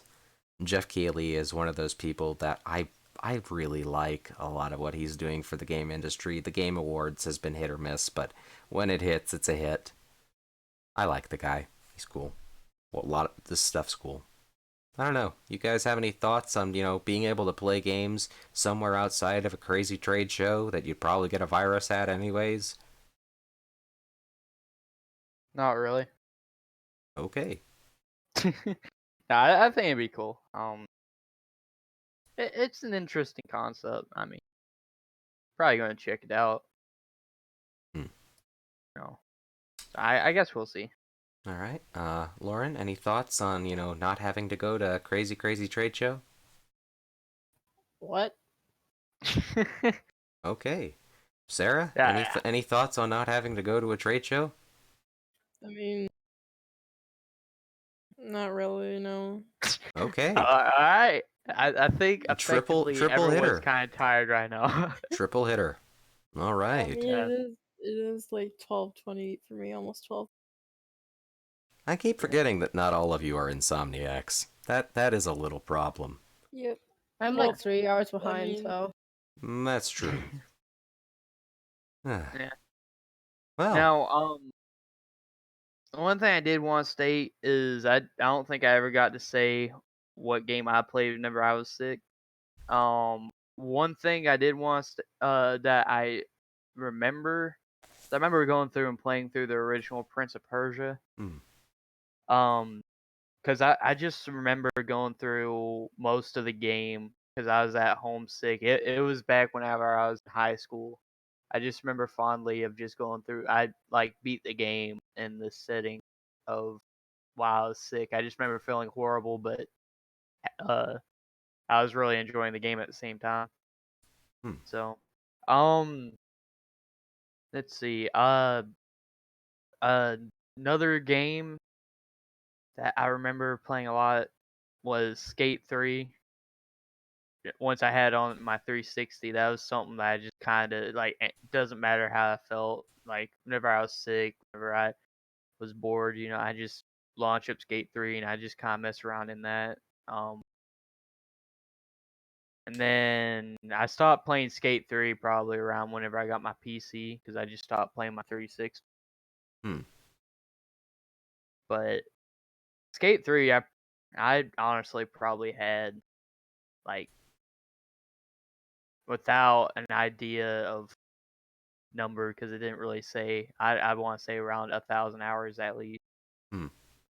Which another thing I want to talk about is actually some gaming news. Um, Probably a lot of people who actually care about League already know about it. Recently they've been reworking a lot of champions. One that's going to be released sometime soon. I think it'd be within the next few weeks. They just got launched on the PvE, Hmm. which is the test area where they're testing them out and all that. Fiddlesticks. Hmm. He went from being like a derpy like stick man, basically. He was supposed to be like a scarecrow, but he was like a really weird scarecrow. He was kind of derpy. But now they're with his new look, they're trying to go more towards like a horror theme. Hmm. So he and like they changed his voice line. They changed everything on him basically. Um, to where he's more around like actually being scary, like which is interesting compared to like most champions in the game. You know, there's a handful of them based around trickery, but there's not really any that are actually based on trying to scare people. Like the actual one of the main tactics trying to fear people into thinking because like he has a new passive where he can make it seem like he's going somewhere, Hmm. but it's actually a fake version of him Hmm. going through there's a lot of new stuff they changed. His voice line obviously is one of the main things. He has like his normal voice line for like his base skins and all that, where it almost sounds like he's inhaling all the time, and the way his voice sounds is almost like nails on a chalkboard. Huh. It's interesting because that's kind of what they're going for. That really unsettling, like it's not natural voice, and it's really good. And then he also has a skin called Surprise Party, where he kind of takes the same type style as like It the Clown, like the way he Hmm. acts, the way he talks, and all that. It's like It the Clown, or I want to say Beetlejuice. Like some of the stuff that Beetlejuice kind of says and all that Hmm. kind of remind me of that. But specifically, It the Clown Hmm. was the main inspiration, kind of tell from it. Okay. But some of the like for the base skin, some of the lines and stuff is just him kind of quoting like the same lines that his victims said before he got them. Huh. Which some of them are pretty like with his voice and all that. Some of them are kind of are actually they actually kind of creep me out. It kind of sent a shiver for Hmm. me. But like Well, I've got a question, Jordan. yeah. Could this redone Mr. Fiddlesticks still get beat up by Faust from Guilty Gear in a fight? Um Effectively, if you can figure out which one is the actual fiddlesticks. So that'll be a win for Faust. Yeah, no, more than likely Personally, I do think that Faust could beat up the entire cast of League of Legends, but that is just my opinion. I mean, you Prove me could say wrong. that one of them. There's a lot of champions that Faust would probably only for specifically. There's a champion called Aurelian Soul Hmm. that is legitimately the size of. Well, he's bigger than Galaxy. Okay. Uh, Faust could still probably beat him up. I'm just confident in my boy. Hey Yeah. Andy, you want to hear me get sad about a game? Oh no! Listen, Lauren, we're past the sad boy arc. We're past the sad boy arc. We're not getting pain again. I want gigantic pack. This is No. the third episode in a row, Lauren. No, Oh man. it's an But yeah, intervention, Lauren. Jordan's talking about Boba's a gigantic technically a Boba, and I really miss it. anyhow, another news thing I want to bring up is on the PBE right now. They have a special game mode that was in for a while. It's called All for One. Hmm. Where everyone can play as the same champion on the same team. So, which Seems like that would kind of throw a lot of balancing out the window and get a lot of angry people on forums, which... Oh, wait, sorry. Okay, I had a the flashback. point of I thought I was in 2010 for a minute.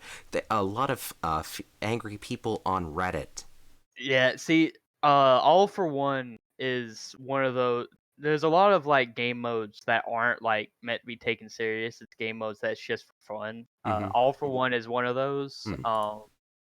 An old one that's not out now.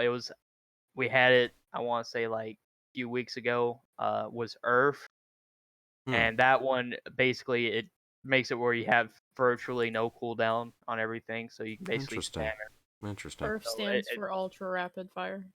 yeah.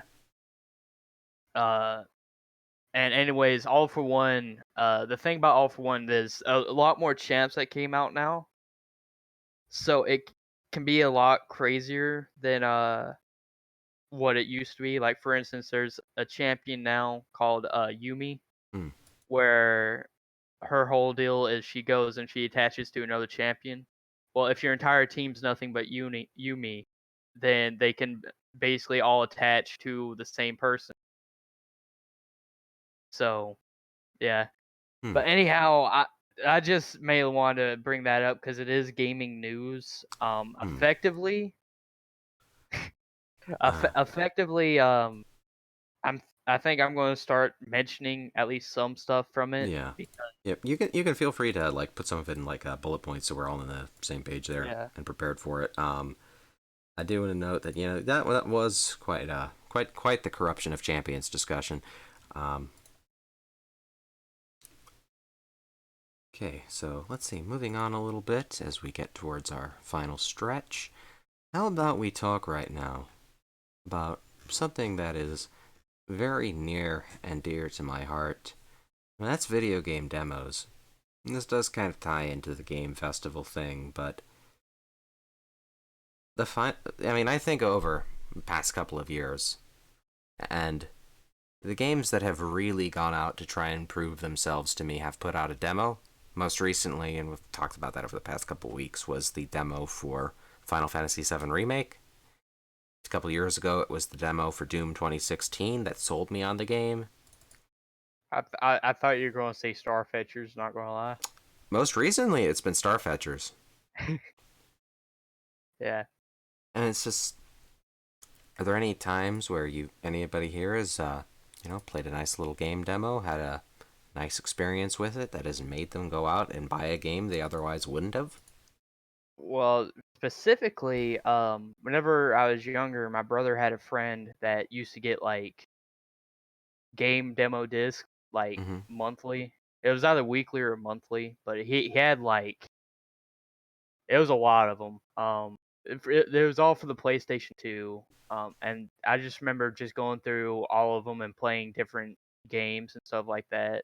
Well, like demos, and go like, man, this would be really cool if I could play the whole thing. Yeah. Specifically, one of them was actually a Full Metal Alchemist game I demo. didn't know that had a game. Yeah, Yeah, there's there's a actually full two. Metal There's two of Alchemist them. game. I just remember one of them being really funny. That's 'cause, actually like, fucking health. Just the face, like just the little icon they did for his face next to his health bar would get progressively grumpier and grumpier as his health was lower and lower. yeah. I remember finding that really funny.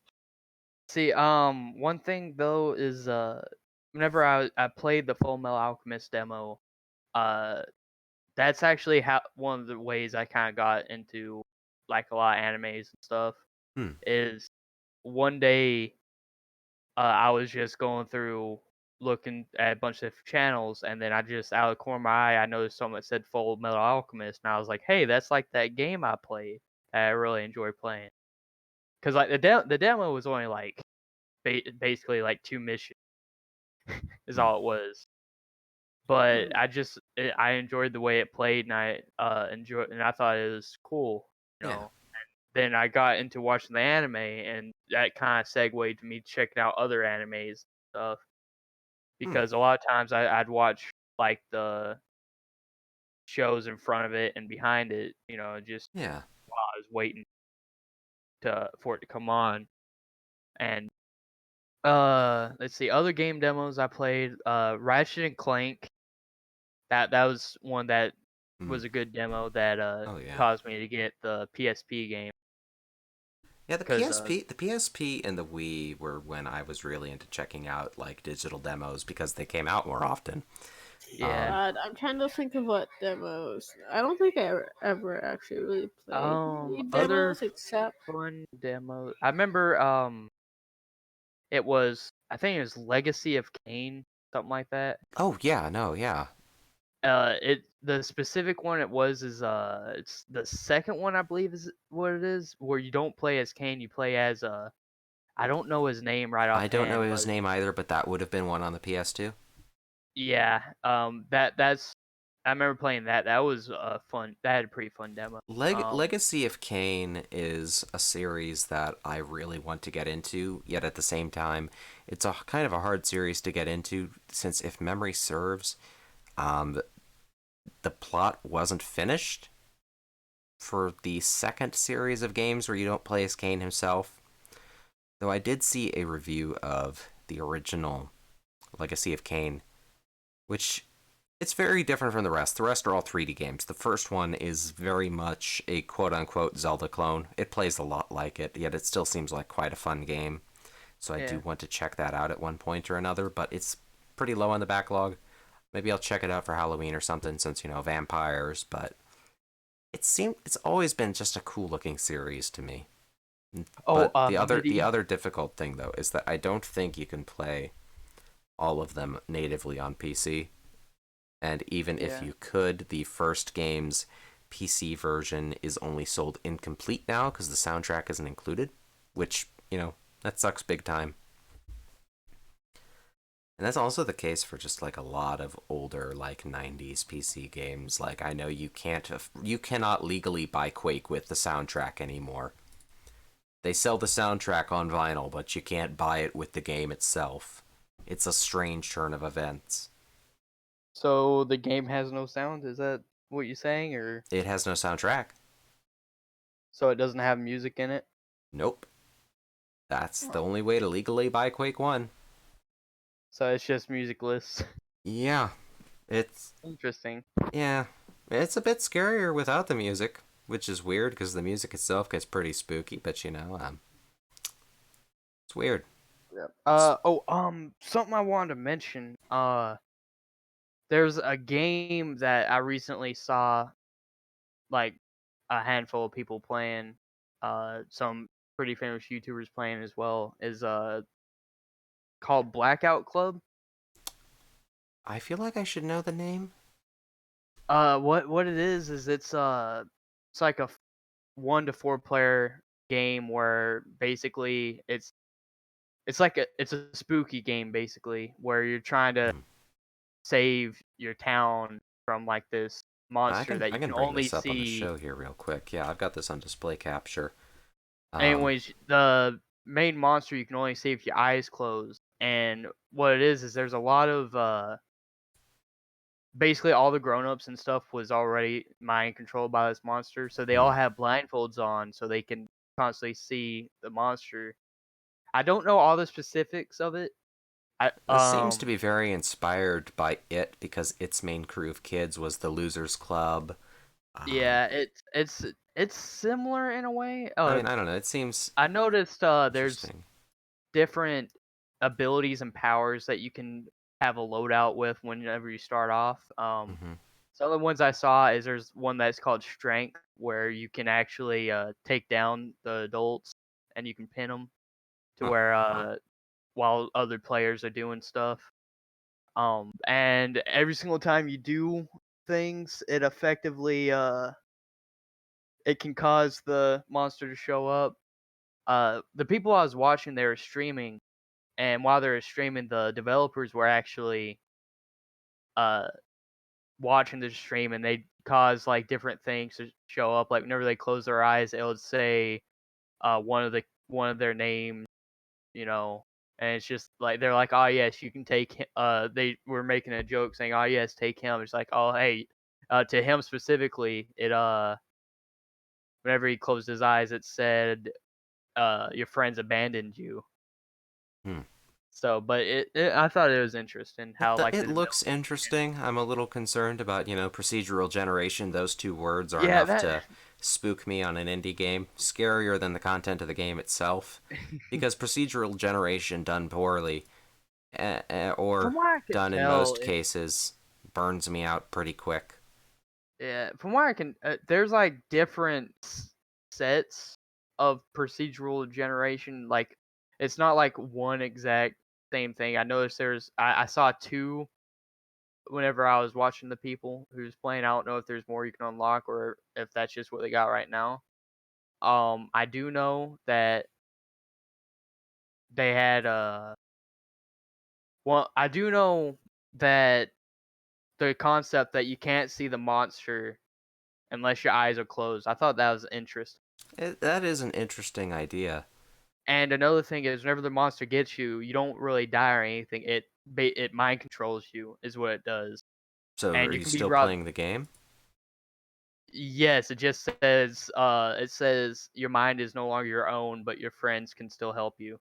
Hmm. So what it is you go up to your friend and you can shake them awake. But the thing is if they see you, they start screaming for other people to help them. So all the adults can go towards you. But the thing about the adults is since they're blindfolded, they can't see you, Hmm. but they can hear you. Huh. So it's all about like trying to be uh it's all about trying to be sneaky and Hmm. being quiet to where you can just sneak around because it's easy because you'll see them just kind of walking around with their hands out in front of them because they can't see. Yeah. You know, they a lot of times they just kind of go around in circles because they have no idea where they're going. But if they hear you, then they'll go for you, and it's surprising like how quick they can catch up to you even though they can't see. Hmm.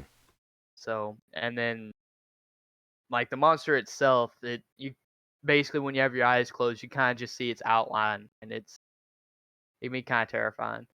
It seems like an interesting So, game. There's not many co-op horror games outside of like you think of like Resident Evil 5 and 6 yeah, that I can think another of. game. Like, I mean, if you can think of any other like co-op There's a horror game games, I'm interested. specifically But that I'm thinking of that I have somewhere. I we played also it with also I want to say Brianna. we mentioned Barotrauma earlier. I would also count that as a co-op horror game.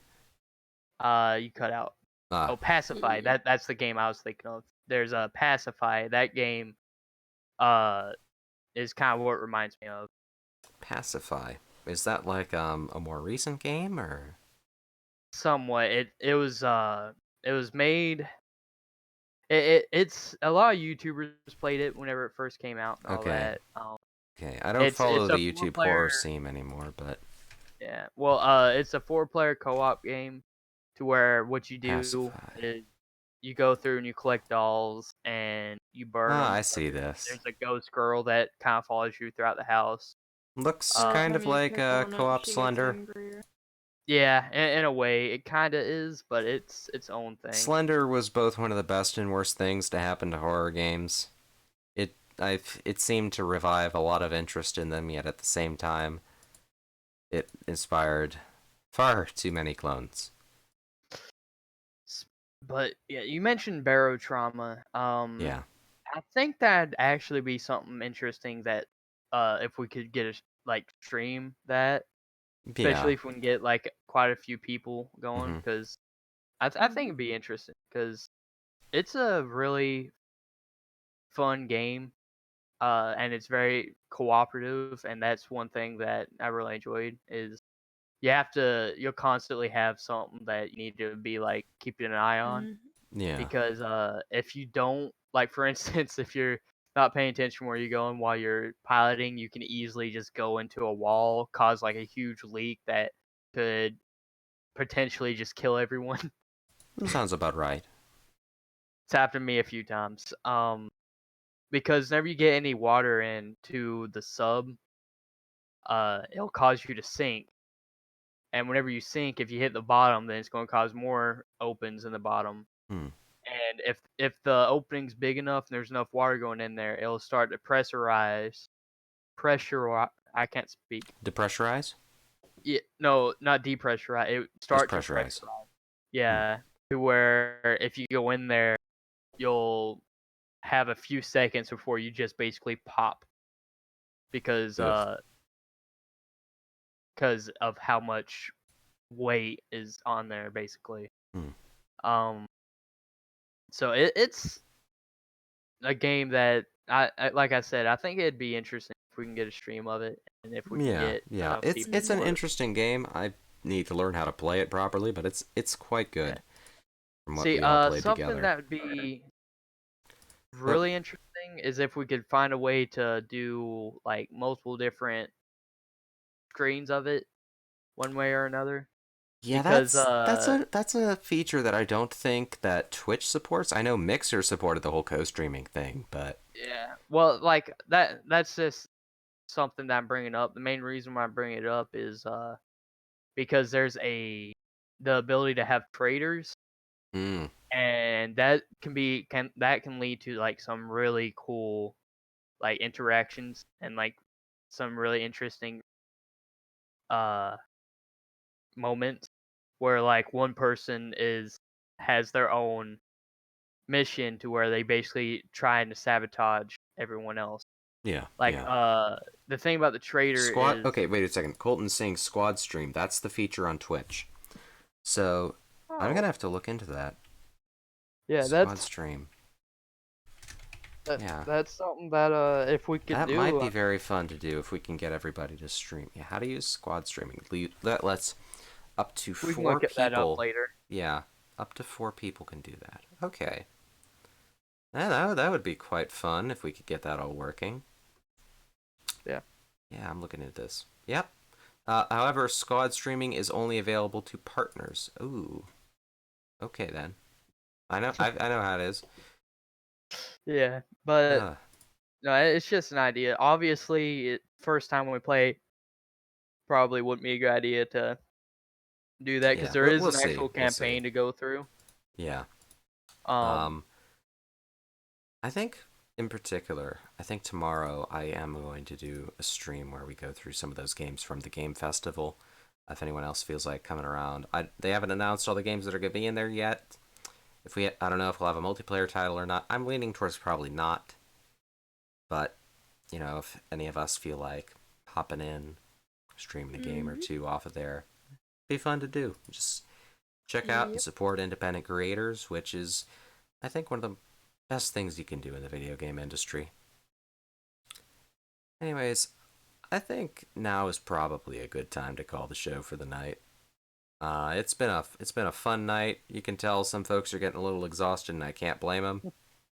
In fact, I'm getting a Well, little exhausted, and I can't blame me. I was kind of trying to talk, but you guys kept going on and Oh, on and on. I never saw a gap to talk, so I just kind oh, of stopped. oh. Well, anything you feel like mentioning? Not. I mean, it involves me ranting about a lot of stuff, so definitely not enough time. And I feel like if I did that, my voices would go, and my voice is already starting to go, as you can probably tell. Yeah, so this is our little health warning at the end. Stay hydrated. Stay inside.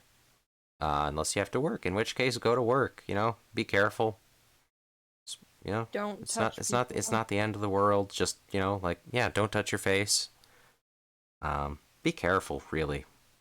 People like to say, "Oh, common sense isn't that common," but I believe in you. You specifically. Yes, you. You're a smart person. You know precisely what not to do to not get sick. You don't have to be paranoid or go crazy. It's not the end of the world, but just keep an eye out there for yourself and your loved ones, and you should be okay. And with that, I think we could also quickly just say our goodbyes and sign off for the night. All right. Well, see y'all around. 3, Have a good 2, night. 1.